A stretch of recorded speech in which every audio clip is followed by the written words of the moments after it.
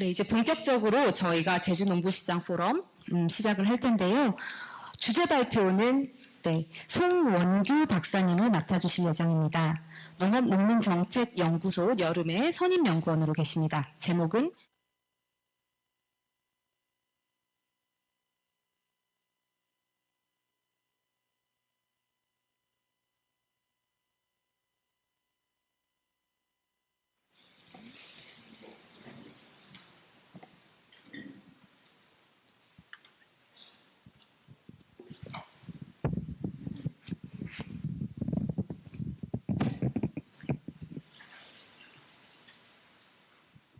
네, 안녕하세요. 소개받은 송원규라고 합니다. 또 제주에서 이렇게 뵙게 돼서 반갑습니다. 사실 제도화라고 하는 것을 여기 계신 분들이 농구시장을 자부심을 가지고 운영하는 농부들로서 필요한지에 대해서 저는 사실 알지 못하고 이 내용을 준비를 했습니다. 그래서 사실 어제부터 왔어야 되는데 좀 전에 이제 토크 아래에서 1층에서 토크하시는 이야기를 말미 한 30분 정도 들으면서 한편으로는 더 그 의구심이 많이 짙어졌는데 이 간극에 대해서 간단하게 저의 연구자로서의 삶으로 좀 이해를 먼저 구하고 시작을 하고자 합니다. 저는 농과대학을 나와서 이 당시에 어쨌든 사회적인 분위기 속에서 뭔가 사회를 바꿔야 된다는 고민을 가지고 전국농민의 총연맹이라고 하는 농민단체에 이제 2000년대 중반에 상근 활동가로 들어가서 거기에서부터 이제 농업정책이라는 것을 다뤄왔습니다. 그러다가 이제 그 현장에 그때 당시만 해도 농투신이라고 하는 개념이 있었기 때문에 현장에 가겠다라고 하는 그런 이제 말도 안 되는 꿈을 꾸다가 야 너는 안 맞아 차라리 네가 잘할 수 있는 거를 가지고 이 농민들의 삶을 좀이라도 낫게 하는데 기여하는 게 낫겠다라고 해서 다시 그때 이제 농과대학에서는 원래 여러분하고 참 맞지 않는 농화학을 전공했습니다. 당시만 해도 이제 농약을 만드는 걸로 이제 인식되던 그런 학과였죠. 근데 이제 다시 이제 사회과학으로 농업 정책을 다룰 수 있는 준비를 하면서 박사 학위를 받았고 이따가 이제 그 좌장을 맡아주신 김정섭 박사님께서도 박사 학위 논문에 심사도 맡아주셨었는데 그러니까 그 과정에서 저는 이제 제 역사 속에서 이 가치를 중심으로 시작한 농업, 농촌, 농민과 관련한 다양한 활동들이 어떻게 그래도 사회적으로 인정을 받고 그것이 가치가 제도권 안에서 조금이나마 자기 영역을 확보하는가라는 것이 이제 저의 관심이었기 때문에 그렇게 되었고 그래서 2009년부터는 이제 언니네 텃밭이 당시에는 우리 텃밭이었죠. 여성 농민들이 공동체를 만들어서 꾸러미를 만들고 도시민들에게 한 달에 4번 상자로 보내면서 그 활동을 시작하는 과정에서부터 제가 연구자의 첫 시작이었습니다. 그리고 여러분 이렇게 아시다시피 지금은 로컬 푸드가 엄청나게 대중화되고 직매장의 수는 어마어마하게 늘어났죠. 근데 그 속에서 보면 과연 이 제도화된 게 잘 된 건가? 라고 하는 의구심을 갖는 시각이 있고 한편으로 어쨌든 많은 농민들이 시장에서 경쟁을 하지 않고 직매장을 통해서 자신의 생산물들을 어쨌든 내는 상당히 많은 변화가 있었습니다. 이 변화들 속에서 그럼 과연 농부시장도 지금은 직거래장터라고 이 제도 안에 명칭되어 있는 것이 과연 제도화라는 게 무엇에게 필요한가? 저는 이제 아직은 잘 모르겠는데 이따 토론과 여러분들 의견을 통해서 많이 말씀을 해주셨으면 좋겠습니다. 그 속에서 저는 참 연구에서 큰 격차를 느끼는데 이렇게 오늘 같은 자리에서는 생태 농부로서의 가치를 지키고 그 정부의 다양한 정책 트랙에서 내가 인정받아서 제안서를 넣고 지원금을 받고 사실 그런 식의 삶을 그런 식이라고 함부로 얘기하면 안 되죠. 이제 그런 것보다는 좀 더 다른 삶을 모색하시는 분들인데 제가 이런 분들을 만나기도 하고 또 어제는 장흥에 가서 이 농민이 되는 엄청난 과정을 겪던 젊은 34살의 청년 농부를 만났는데 집이 너무 갑자기 어려워져서 강원도에서 이 우프를 영월군에서 하고 나서 전남으로 와서 여러분 아시는 분도 계실 텐데 이제 해남에 있는 모실장을 하는 청년 그룹을 거쳐서 강진을 거쳐서 장흥군에 와서 이제 결혼도 하고 정착한 지 7년이 됐더라고요. 그런 얘기를 하는데 자신이 느끼는 바가 이제 그 경제적으로 도시적인 삶을 자신은 잘 안 맞았고 여기에 와서 다른 사람들은 불편하게 느끼고 좀 느린 삶이 나에겐 너무 잘 맞는데 사회적으로 그걸 인정받는 게 참 힘들다라는 이야기를 들었습니다. 사실 여기 계시면 아무래도 다수가 그러지 않을까 저의 그냥 미루어 짐작하는 그런데 또 제가 이런 자리에서 여러분들을 만나다가 제가 가장 많이 하는 일을 서울에 가서 할 때는 이런 농민들의 그 삶이 어떻고 가치가 어떤 거는 중요한 게 아니고 직매장의 매출액은 몇십억이고 그 몇십억을 더 몇백억으로 만들기 위해서는 우리가 뭘 지원해 줘야 되고 그리고 그걸 지원받기 위해서 농협중앙회에서 찾아와서 이거를 정당의 이야기를 밀어넣으려면 어떻게 해야 되냐라는 그런 이야기들을 듣는 속에서 방금 아까 말씀했던 좀 긴 이 저의 서두가 그 간극이 있다라고 하는 것입니다. 그런 부분에서 함께 제도가 필요한지에서부터 그 가치에 대한 이야기부터 좀 말씀을 드리려고 합니다. 영역시장 요즘에 FAO에서 유엔 식량농업기구에서 많이 쓰는 용어이고 또 비약간 배신화라고 하는 전 세계 소농들의 조직에서도 이 정책 영역을 많이 활용하고자 해서 굳이 썼습니다. 그 의미는 어제 김정섭 박사님이 말씀하셨던 그 둥지시장, 네스트 마켓이라고 하는 그것과 크게 다르지 않고요. 이것이 지역사회에서 단지 농산물을 사고 파는 공간이 아니라 다양한 가치가 오고 가는 그러한 소중한 커먼드러스의 공간이다라는 것과 크게 의미가 다르지 않습니다. 근데 어쨌든 국제적으로 보면 제도적인 측면에서 이런 이야기들이 많이 오간다라고 하는 것입니다. 특히 여전히 우리 정부가 맹신하고 있는 한 시대가 저는 이제 지나가고 있다고 생각을 합니다. 더 이상 각국의 정부들이 자유무역 협정에 따라서 그리고 세계무역기구 WTO의 무역 협정에 따라서 맺었던 약속들을 지키지 않습니다. 이 그래프가 보여주는 게 뭐냐면 2007년 8년의 세계 식량 위기 때 그리고 코로나 재난 때 그리고 최근에 우크라이나 러시아의 이 전쟁 상황에서 세계적으로 곡물의 중요한 거점들이 봉쇄가 되거나 무역 자체가 물류가 마비되거나 이런 현상들이 나타났을 때 각국 정부는 너무나 당연하게도 우리나라 국민들이 혹시나 위기 상황에 처할지 모르기 때문에 일단 수출을 금지시키고 나중에 국제적 상황이 다시 좀 나아지면 수출을 재개하는 이런 모습들을 농산물 주요 수출국들이 보였습니다. 이 과정에서 원래는 WTO 사무국에 통보를 하고 인정을 받아야만 저 조치를 할 수 있거든요. 하지만 저 당시에 저런 조치를 취한 국가들 중에 70% 정도는 통보조차 하지 않았습니다. 사무국에. 그리고 승인받는 걸 절대 기다리지 않았습니다. 이것은 우리가 이 맹신해왔던 이 자유무역의 시대가 지나가고 있음을 알려주는데 그럼에도 불구하고 코로나 재난 때 FAO 사무총장, WHO 사무총장들은 여기에서 우리가 보호무역을 하는 순간 더 세계가 위기에 처한다. 자유무역을 포기하지 말아달라 이렇게 호소를 하지만 사실 전혀 와닿지 않는 그런 시대가 되었습니다. 더 큰 문제는 바로 기후위기로 인해서 이제 식량위기가 빈발하는 상황이 되었다는 것입니다.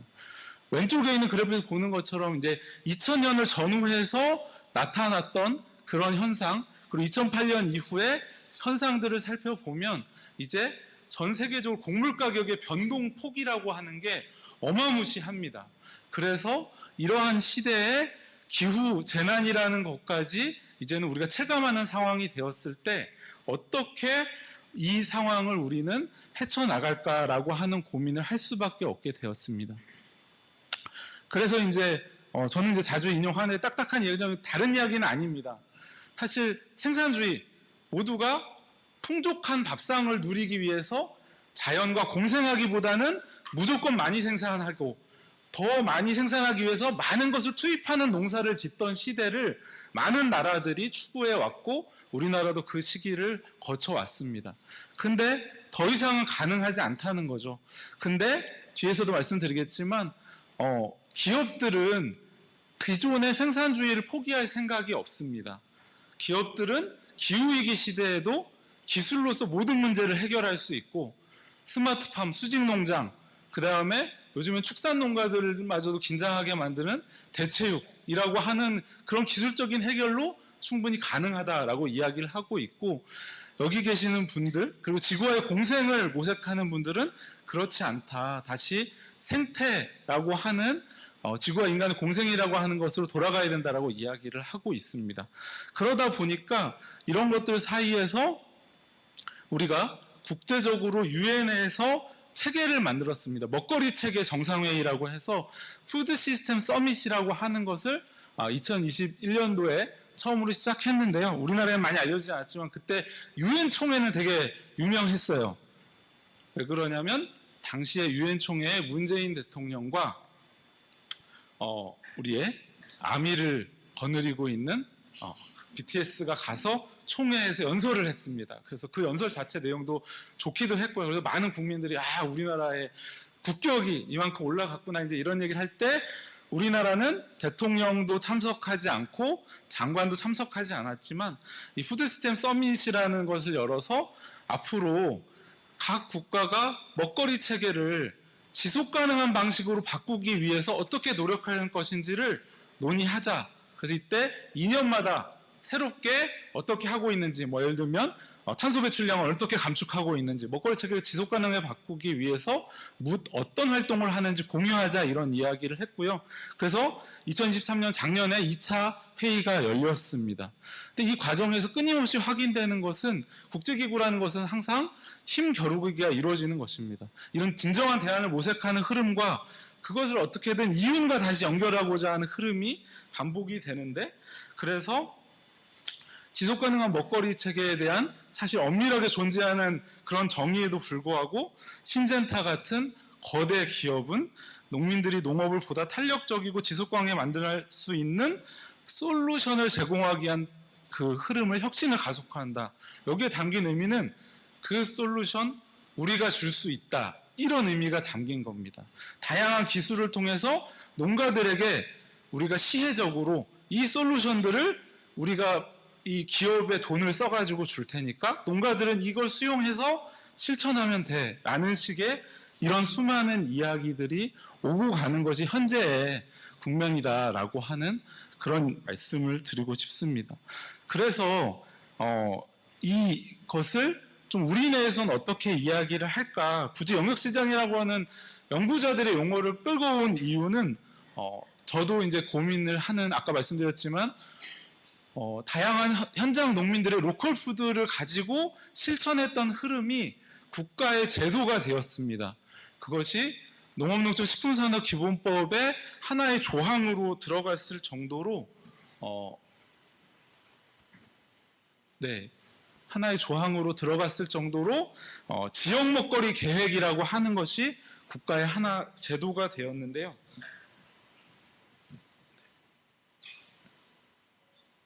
노트북과 연결이 좀 안 좋았던 것 같습니다.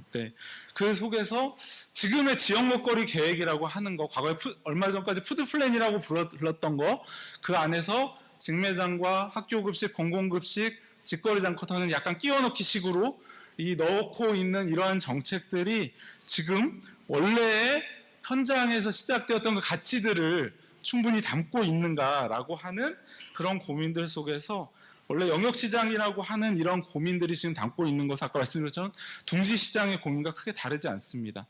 가까울 뿐만 아니라 관계적으로 이 시장에 함께 대면하는 사람들의 관계, 공동체성을 중요시하고요. 여기에서 소규모 주체들이 참여하는데 이거는 크기의 문제가 아니고 기존의 기업 중심의 생산, 가공, 유통 체계에서는 농민들이 내가 하고 싶은 농사를 짓고 내가 만나고 싶은 사람들과 만나서 거래를 할 수 없는데, 즉 자율성이 없다는 거죠. 기업이 요구하는 방식으로 규격화되고 획일화된 농산물을 생산해내야 되고, 그러한 흐름들에서 벗어나고자 하는 주체달이라고 하는 의미에서 소규모 주체들이 참여해서 다양한 공식적으로 인정받는 시장에서 또 그렇지 않은 시장까지 우리가 포괄하는 것이 바로 영역시장이다라고 하는 그런 이야기를 하는 것입니다. 여기 계신 분들이 하고 있는 것은 그럼 영역시장인가요? 어떻게 생각하세요? 별 말씀이 없으시군요. 네.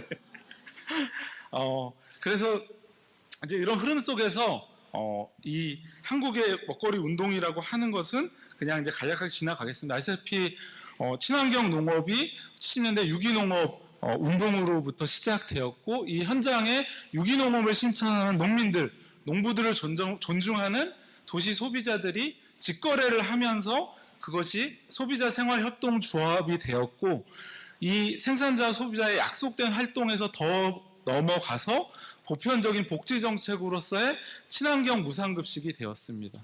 이 과정에서 좀 더 근본적으로 대안을 추구하는 로컬푸드 운동이라고 하는 것, 기존의 관행화된 유통 경로나 정부의 정책 틀에서 벗어나는 다양한 활동들을 로컬푸드 운동이라는 흐름에서 우리는 다양하게 만날 수가 있었고요. 이것이 다시금 정부의 정책으로 들어가면서 지금은 지역 먹거리 계획 그리고 그 안에서 사업 명칭을 보면 지역 먹거리 선순환 체계 구축 지원 사업이라고 하는 게 정부의 정책 안에 들어가 있습니다.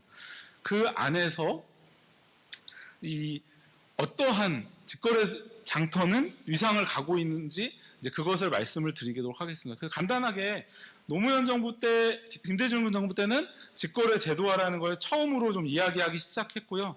그래서 농민시장도 이때 이야기가 나왔습니다. 그리고 대형 할인점에 대한 지원 같은. 그래서 근데 사실 이 정책은 어떻게 귀결됐냐면 대형 할인점이 직거래 형식을 취하는 시설을 만들고 유통을 하는데 되게 정부 자금이 엄청나게 많이 들어갔습니다. 도시 소비지에 소위 해서 우리가 대형마트를 형성하는데 그런 유통 시설들을 짓는데 상당히 많은 자금이 들어갔고 노무현 정부 때는 일사일촌을 해라. 기업별로 농촌 지역과 서로 이 협약 인연을 맺어가지고 그 지역 농산물 많이 사줘라라고 했는데 이 안에서의 핵심적인 의미는 사실은 대안처럼 포장이 되었지만 농민들에게 어쩔 수 없이 이제 농민들도 세계화 시대에 세계적인 농민들과 가격을 두고 경쟁을 해야 되기 때문에 이런 직거래라고 하는 틈새 시장을 노리고 알아서 여러분도 기업가 정신을 가지고 이 판로를 스스로 모색하는 농민이 되라라고 하는 그런 의미가 있었던 정책이었습니다.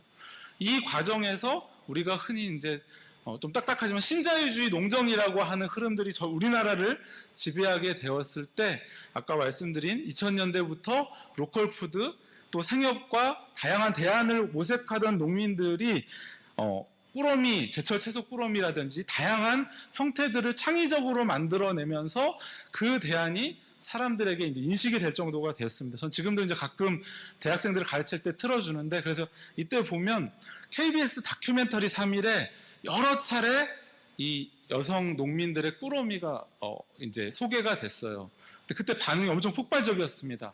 방송에 나갈 때마다 꾸러미 공동체의 꾸러미가 100개, 200개씩 늘어나는 거예요.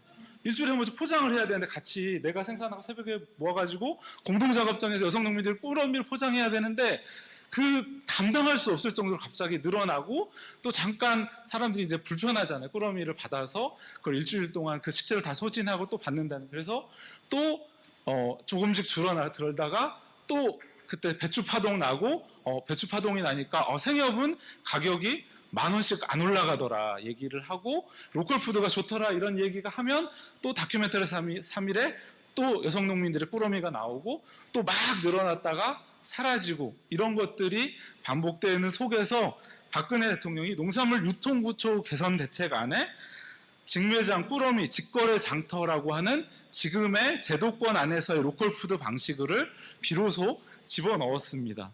그래서 제일 아래 오른쪽 하단에 있지만 직거래 장터는 상업성은 높고 IT 이런 기술과는 잘 접목되지 않는 방식으로 규정이 됐습니다. 이때 직거래 장터를 어떻게 인식했는지를 저희는 이제 정부에서 이 그래프를 통해서 볼 수가 있는데 직거래 장터를 이제 상업적인 측면에서만 이제 이해를 했던 거죠. 그러다가 이제 우리가 최근 몇 년간 급격한 변화를 겪고 있는 지역 먹거리 계획이 되었습니다. 그래서 이제 저도 아까 혼란스럽다고 말씀드렸는데 이 자리에 오기 전에 이틀 전에는 농림축산식품부에서 지역 먹거리 계획 미수립 지역들을 대상으로 하는, 지금은 전국의 광역 기초 합쳐서 한 250개 정도의 지자체 중에 지역 먹거리 계획을 수립한 지자체가 미수립 지자체보다 더 많습니다. 이제 그만큼 몇 년 사이에 큰 변화가 나타났는데 미수립 지자체에 공무원분들을 앉혀놓고 왜 수립을 해야 되는지 이제 이런 이야기를 하는 그런 자리를 하면, 이제 그런 자리에 가서는 저는 어쨌든 주문 받은 게 안 하고 싶은 곳을 하도록 만들어야 되기 때문에 로컬푸드 지수 평가를 받으시면은 여러분이 공공기관 행정평가에서 가점을 받아가지고 지자체에 큰 도움이 됩니다. 이런 이야기를 하면서 그들을 설득하는 그런 일들을 하게 됩니다. 근데 이제 이 고민이 저의 지점인데, 제도화가 된다는 것은 어느 정도에서 저는 이제 타협을 해놔야 되는 지점이라고 저는 봅니다. 왜냐하면 대안적인 부분을 모색하는 속에서 그 가치가 그래도 제도 안에 들어가서 흐려지는 부분이 있고 혼란해지는 부분이 있지만, 그것이 보편적으로 사람들에게 가닿는 지점에서 훨씬 더 넓어지기 때문에 그렇다고 생각을 하는데, 하지만 항상 이런 부작용이 나타나죠. 로컬 푸드 정책의 가장 성공한 영역은 바로 직매장입니다. 근데 직매장 초기 때부터, 아까 말씀드린 2010년에 처음 완주군의 용진농협 로컬 푸드 직매장을 했을 때부터 전국을 살펴보고 있는데, 그때도 이미 우려가 됐죠. 농협에게 넘어가는 순간 어떻게 될지 건지는 뻔하다. 실제로 이제 확인이 됩니다. 2020년도 기준으로 전국의 857개소 중에 농협 직매장이 78.8%에 이르고 있습니다. 그러다 보니까 로컬 푸드는 직매장, 특히 농협 매장을 통해서는 농민은 조금 더 나은 조건으로 내 농산물을 잘 팔 수 있고, 이 중간에 매개하는 매장에서는 수수료로 좀 안정적인 그런 부분을 운영을 담당을 할 수가 있고, 그리고 어쨌든 로컬 푸드 아니냐, 우리 지역에 생산하고 소비하는 게 이만큼 많이 늘어났다라고 하는 속에서 과연 이제 저희는 원래 지향했던 로컬 푸드의 그 가치들이 유기농업, 생태농업을 지향하는 거, 그리고 생산자와 소비자의 대면적인 관계를 지향하는 것이 실제로 되고 있느냐라고 하는 것을 이제 우리는 방문해 볼 수밖에 없다라는 말씀을 드리고 싶습니다. 그래서 이거 간단하게 말씀드리면, 지금 직거래 장터는 말 그대로 직매장에 살짝 얹어가는 그런 정책에 불과합니다. 대부분의 직매장이 로컬푸드 직거래 장터가 로컬푸드 직매장을 운영하는 직매장의 주말 장터 형식으로 운영되는 경우가 상당히 많고, 매출액이 높은 곳일수록 그렇습니다. 그리고 바로마켓 같은 정부의 위탁을 받아서 운영되는 데가 거의 다수를 이루고 있습니다. 그래서 말씀드린 것처럼 직거래 장터가 아니라 이 농부시장이라고 하는 말씀을 드렸는데, 그런 면에서 이러한 것들을 우리는 좀 제도화 안에서 지금 모색이 필요한지는 저의 궁금증이기도 함께 이야기를 나눠야 될 부분이라고 생각을 하는데, 한번 이런 고민을 해보면 어떨까라는 이야기를 드리도록 하겠습니다. 그래서 좀 시간도 있고 하니까 제가 40분까지 가지 않고 한 30분 내외로 이제 마무리를 하려고 하는데, 이런 흐름들 속에서 우리나라의 그 아까 말씀드린 대로 농업농촌식품산업기본법안의 시도지사, 시군구청장은 지역 먹거리 계획을 수립 시행할 수 있다라고 하는 그런 정도로는 사실은 이런 변화에 대응을 할 수가 없다라고 하는 고민들이 각국에 늘어나면서 많은 나라들이 이러한 흐름들을 국가 차원에서도 시도하고 있습니다. 프랑스에서는요, 2022년도에 운동에서나 쓰던, 혹은 남미의 좌파 정부들이 많이 쓰던 식량 주권이라는 용어를 공식적으로 국가의 정책 안에 포함을 했습니다. 물론 참 이것도 아이러니한데 우리나라 정부에서 중에서도 식량 주권이라는 용어를 가장 공식적으로 처음으로 공식적으로 사용한 정부가 어느 정부일까요? 예, 윤석열 정부입니다. 문재인 정부 때 식량주권이라는 용어는 정부 공식 문서에 들어간 적이 없습니다. 하지만 윤석열 정부에서는 국정과제, 처음 임기 취임할 때 국정과제 안에 식량주권이라고 하는 용어가 들어가 있습니다. 네, 근데 그런 의미와는 다르게 프랑스는 부서의 명칭을 식량주권이 들어가는 부서의 명칭으로 바꿨습니다. 프랑스하고 이탈리아가 2021년 정도에 이제 이렇게 바꿨는데요. 그 이후에 아시다시피 유럽 농민들이 트랙터를 몰고 이 벨기에의 EU 본부를 향해서 막 모이던 그 장면들을 보신 분들이 많이 계실 겁니다. 그 후에 프랑스 정부에서는 이 마크 페노라고 하는 이 식량주권부 장관하고 마크롱 대통령이 약속을 하면서 식량주권과 농업갱신에 관한 법률을 지금 국회에서, 의회에서 프랑스 의회에 논의하고 있는데, 여기서 갱신은 미래세대입니다. 프랑스 농업도 불과 10년 후에는 지금의 주체들이 거의 남지 않는다. 지금 미래세대가 만들어지지 않으면 프랑스 농업은 없다라고 하는 그런 고민 속에서 미래세대와 식량주권에 대한 이야기들을 하고 있고요. 이러한 변화들이 상당히 크게 나타나는 속에서 이 각각의 시기는 다르지만 이런 접근을 하는 사례들이 많이 늘어나고 있습니다.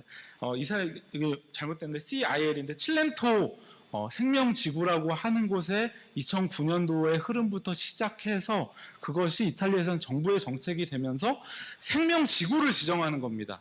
이 지역은 유기농업을 한 축으로 하고 그 유기농업을 활용해서 이 유기농부들과 소비자들이 만나는 직거래 장터를 중심으로 하는 지역도 있고 뭐 학교급식 같은 공공조달을 중심으로 하는 지역도 있습니다. 다양한 형태의 그런 대면적인 관계를 형성을 하면서 여기에서 유기농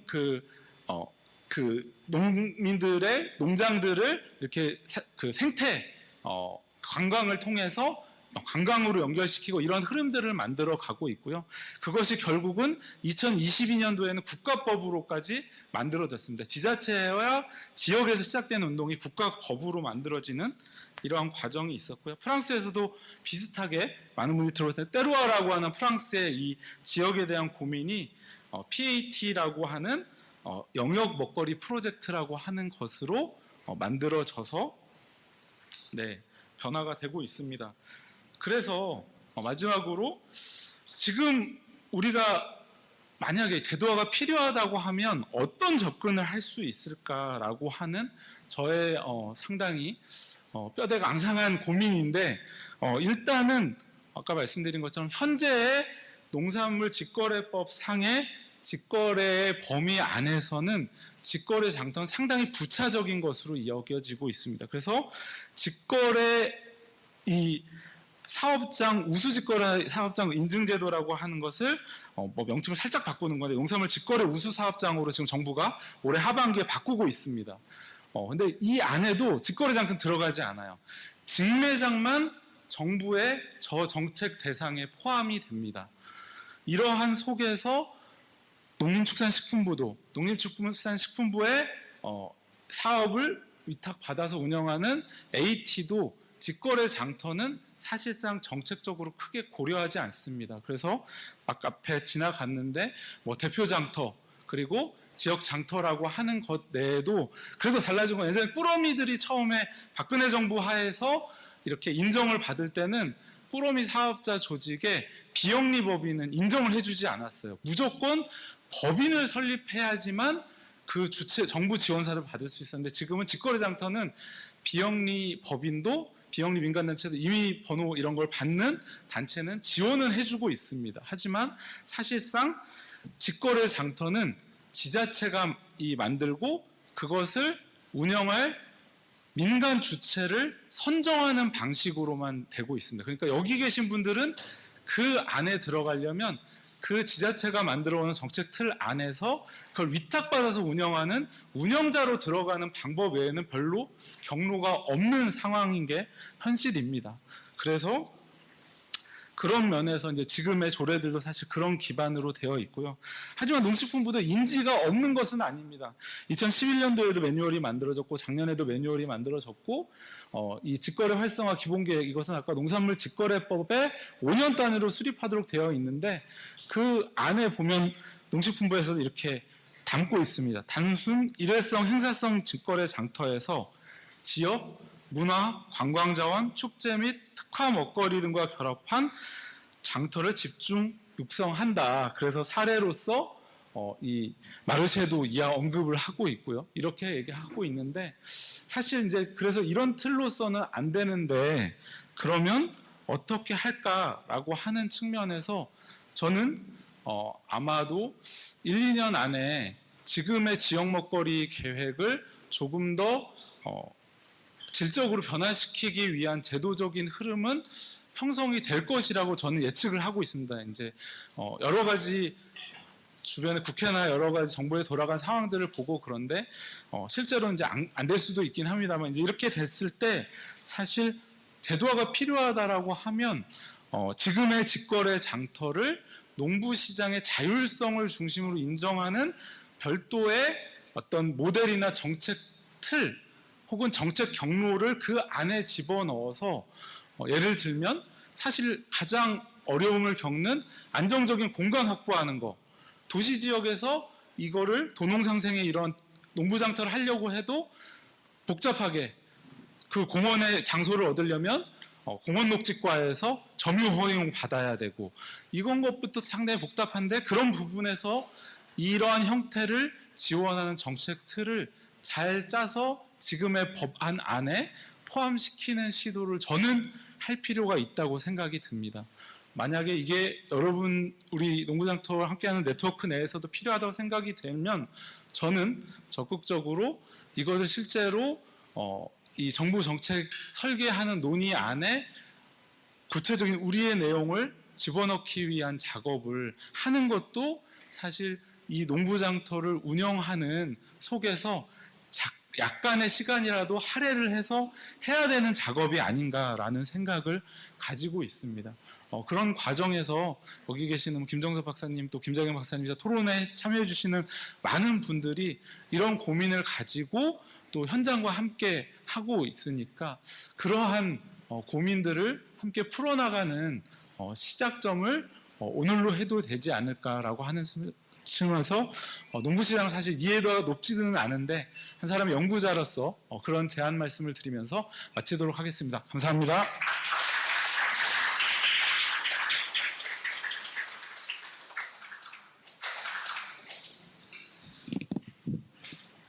네, 저희 지금 영상 연결이 잠깐씩 고르지 못하는데요.